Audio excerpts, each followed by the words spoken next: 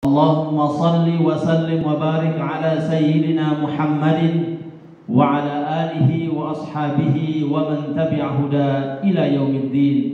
أما بعد فيا معشر المسلمين عباد الله، أوصيكم ونفسي بتقوى الله وطاعته فقد فاز المتقون، حيث قال الله تعالى في محكم التنزيل: أعوذ بالله السميع العليم من الشيطان الرجيم، بسم الله الرحمن الرحيم، يا أيها الذين آمنوا اتقوا الله حق تقاته ولا تموتن إلا وأنتم مسلمون.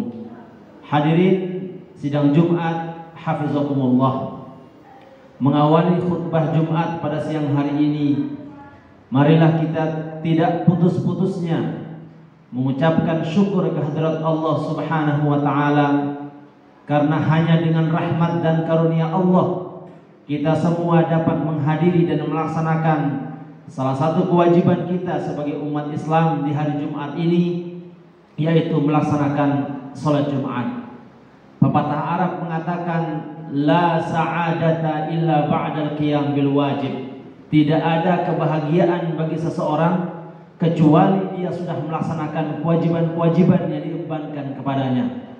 Seorang murid pasti sangat senang dan bahagia manakala tugas-tugas yang diberikan oleh gurunya mampu diselesaikannya dengan baik. Seorang karyawan atau bawahan juga demikian akan merasakan senang dan bahagia manakala dia dapat melaksanakan tugas-tugas dari atasannya. Kita lebih-lebih sebagai hamba Allah Subhanahu wa taala, begitu mencapai haddut taklif, kita mukallaf, maka seperangkat kewajiban syariat diembankan kepada kita, dan manakala kita mampu melaksanakannya dengan baik, maka sungguh kebahagiaan kepada Allah Subhanahu wa taala, kita dapat menuntaskan kewajiban-kewajiban itu. Dan sebagai wasiat yang tertinggi dalam setiap pelaksanaan salat Jumat, marilah kita sama-sama saling nasihat menasihati, saling mengingatkan untuk berusaha meningkatkan kualitas iman dan takwa kita kepada Allah Subhanahu wa taala. Iman takwa yang akan memberikan keselamatan dan kebahagiaan untuk kita baik di dunia maupun di akhirat kelak. Salawat serta salam marilah kita haturkan kepada junjungan alam Nabi besar Muhammad sallallahu alaihi wasallam, di mana orang yang melantunkan satu selawat kepada beliau, Allah janjikan bagi pelantunnya, bagi pengucapnya 10 kebajikan. Seperti yang disabdakan oleh baginda Rasul Muhammad sallallahu alaihi wasallam, man shalla alayya salatan wahidatan sallallahu alaihi biha asyrah. Siapa saja dari umat baginda Nabi yang melantunkan salawat kepada beliau dengan satu selawat saja, niscaya Allah Subhanahu wa taala akan mengganjarnya dengan 10 kebajikan. Salawat kepada Rasulullah sallallahu alaihi wasallam sesungguhnya sebelum kita sudah didahului oleh Allah dan para penghuni langit. Hal ini direkam oleh Allah Subhanahu wa taala dalam firman-Nya, innallaha wa malaikatahu yusholluna 'alan nabi ya ayyuhalladzina amanu sallu alaihi wa sallimu taslima. Sesungguhnya Allah dan para penghuni langit, para malaikatnya bersolawat kepada baginda Rasul Muhammad sallallahu alaihi wasallam. Hai orang-orang yang beriman, bersolawatlah engkau sebagaimana Allah Subhanahu wa taala bersolawat kepada baginda Rasul Muhammad sallallahu alaihi wasallam. Hakikat selawat kalau datang dari atas kepada beliau adalah karunia, adalah rahmat dan perlindungan Allah Subhanahu wa taala kepada baginda Rasul Muhammad sallallahu alaihi wasallam. Dan apabila selawat itu datang dari bawah, dari umatnya kepada beliau, itu artinya seperangkat doa. Mudah-mudahan rahmat, karunia dan perlindungan Allah yang diberikan kepada Rasulullah Muhammad sallallahu alaihi wasallam pun diberikan kepada kita umatnya, umat Nabi besar Muhammad sallallahu alaihi wasallam. Ma'asyiral muslimin hafizakumullah. Di dalam Quran surah At-Tin ayat keempat, Allah Subhanahu wa taala berfirman, Laqad khalaqnal insana fi ahsani taqwim. Sungguh kami telah menciptakan manusia dengan sebagus-bagus penciptaan, baik lahiriahnya maupun batiniahnya. Pada diri kita ini terdapat dua sisi yang lengkap. Ada yang disebut dengan al-bu'dul malakut dan ada yang disebut dengan al-bu'dul bahimi. Ada sisi dan potensi kemalaikatan pada diri kita ini, dan ada sisi kebinatangannya juga. Keduanya tarik menarik pada diri kita ini. Apabila yang kita tajamkan, yang kita asah adalah sisi-sisi kemalaikatan, sisi-sisi baik, sisi-sisi soleh, maka sungguh manusia yang mampu seperti itu bisa lebih mulia daripada malaikat. Mengapa demikian? Kalau malaikat tidak pernah bermaksiat, malaikat tidak pernah menyalahi perintah Allah, itu wajar. Mengapa? Karena memang zat malaikat itu la ya'sunallaha ma amarahum wa yaf'aluna ma yu'marun. Malaikat tidak pernah bermaksiat kepada Allah. Jadi kalau kemudian malaikat tidak pernah melanggar aturan-aturan Allah Subhanahu wa taala, itu biasa.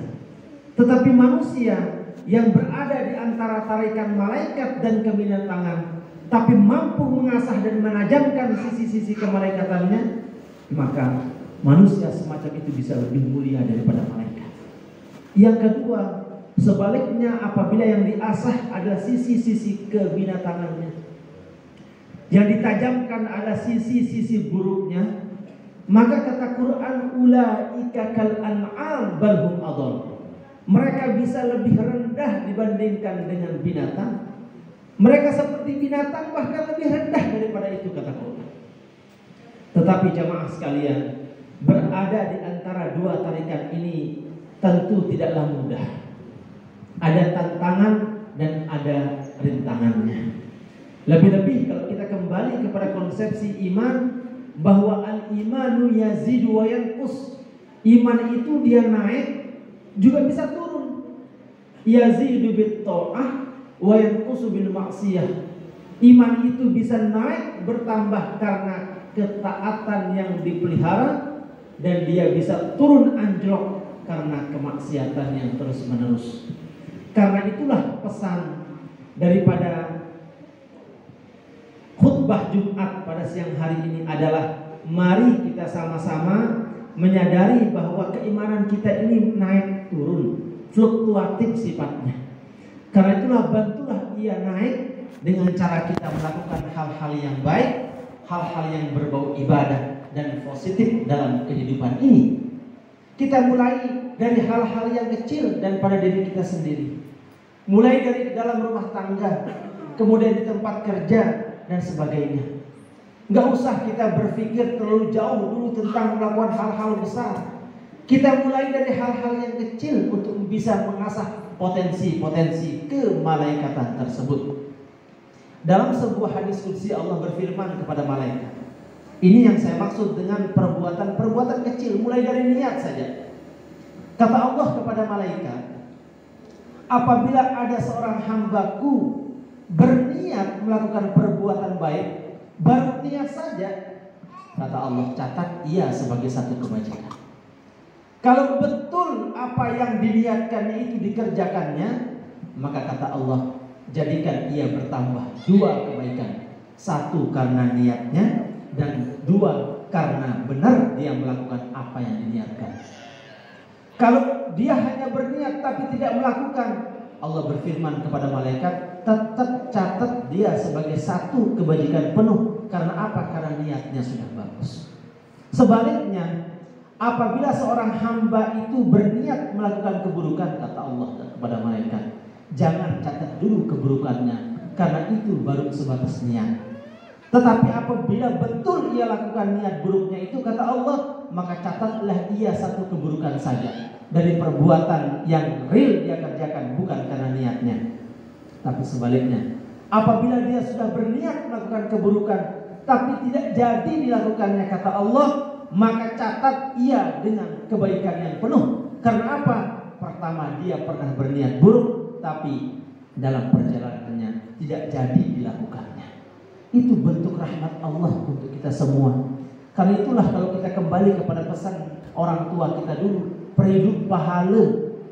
Apa yang bisa kita kerjakan dari hal-hal kecil, tetapi itu bernilai baik dan niat kita baik, maka kerjakanlah.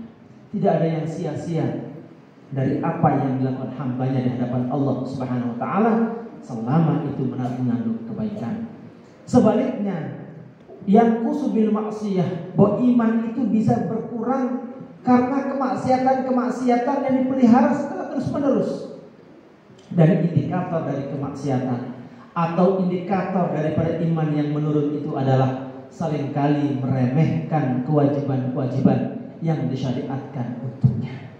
Orang yang meremehkan syariat, orang yang meremehkan kewajiban-kewajiban diembankan kepadanya, itu merupakan salah satu indikator menurunnya keimanan pada dirinya. Selain itu, indikator keimanan itu menurun adalah tidak pandai mensyukuri nikmat Allah Subhanahu wa taala. Tidak pandai berterima kasih terhadap kebaikan-kebaikan yang orang pernah lakukan untuk dirinya. Pepatah mengatakan kalau kita tidak mampu mengulurkan tangan untuk membalas kebaikan orang kepada kita, maka ulurkanlah lidah, gerakkan untuk banyak-banyak mengucapkan syukur dan terima kasih kepadanya.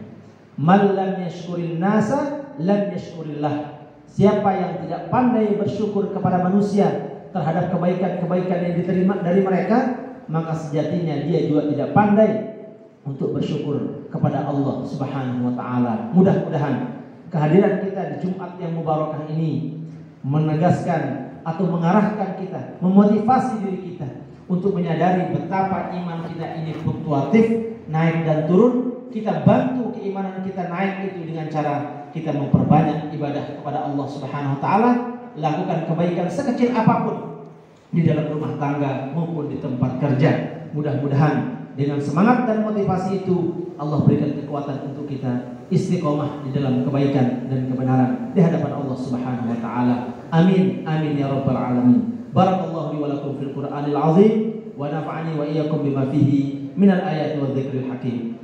Wa taqabbala minni wa minkum tilawatahu innahu huwas samiul alim. Aqulu qawli hadza wa astaghfirullahal azim li wa lakum wa lisa'il muslimina wal muslimat fastaghfiruh innahu huwal ghafurur rahim.